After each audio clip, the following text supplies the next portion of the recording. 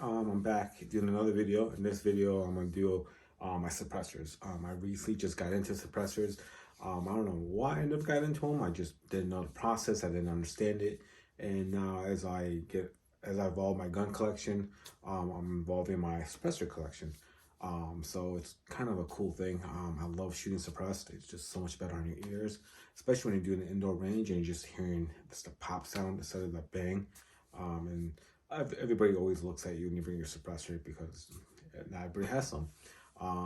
The process it's supposed to be a little bit faster nowadays because of the NFA e-file with the ATF that what they do.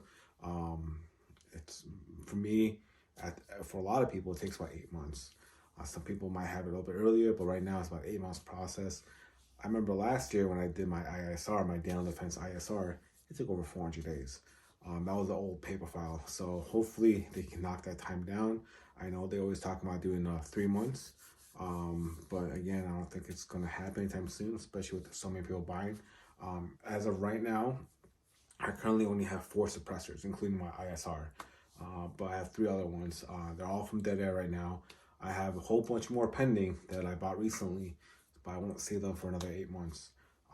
I bought them from October until now. So I'm trying to buy as much as I can. They are expensive, especially after you pay the tax stamp. So if you buy like a $600 suppressor, you're paying like $800, or if you buy a $1,000 suppressor, you're paying $1,200. One thing I do recommend about suppressors is do your research, look at YouTube videos. That's what I did. There's a guy named Cale Downings. He opened my eyes up a lot on the suppressors part of it because he does a lot of good in-depth review. So if you guys can check out his YouTube channel, he has 2 of them now. So if you guys can, he does a lot of in-depth breakdown of the suppressors. If you guys can also go get a NFA gun trust. God forbid anything happens to you, it's a lot easier for your suppressors and your firearms to go down to your next person you registered that trust to go to. They don't have to really go through probate, and it's not really a big hassle on that side of it. My trust is dedicated to like 5 or 6 different people down the chain. Doesn't mean those 5 or 6 people get everything or anything. You always can change it around down the line if you ever want to. But for me, it's a lot safer to have an NFA gun trust to put everything on there. So the very first thing I'm gonna go over is one of my suppressors. It is a Deadair 22. This little tiny can, it is tiny. Will shoot a 22 LR, 17 HMR, and a 5.7. I mainly use this for my 5.7, and I'll put it on my 17 HMR. I did order another one because I do like this can a lot. So the other one's coming down the line. I just ordered it, so I'm waiting for it to be shipped. So this can is direct thread, so there's no QD mount on here, so your gun can't have any kind of muzzle device on there, so you just gotta direct thread it on there. And it is quiet, guys. It is really one of the quietest guns, suppressors you can put on your gun, especially for 22. If you get some subsonic ammo, you will not hear anything. But this was the first one I ever bought. Bought this back in March, and again, 8 months later, got approved.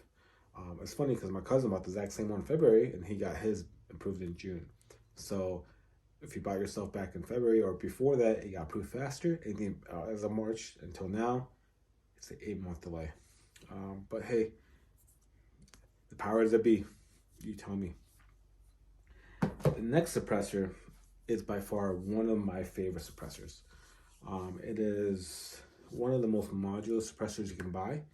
You can change around, you can shoot multiple calibers out of it. It is the Wolfman. It is a Deadair Wolfman. This suppressor is very modular. Right now I have the direct thread because I was shooting my 9mm out of it, and then it has the cap for the 9mm. If you change this out, if you want to put it on your 300 blackout, or if you want to shoot your 5.56, and you need to put one of these QD mounts on it, you can't direct thread this onto your rifle. It's not a good idea because you can have a baffle strike and it's going to damage your suppressor. So you can always buy a QD mount. These are about 200 bucks online, so it's not that bad. I mean, it's expensive, but what can we do? You change these out. One thing I do recommend, if you guys can, go to Deadair's website and get these tools. These tools will save you. It will help you take this off, change the stuff around of it.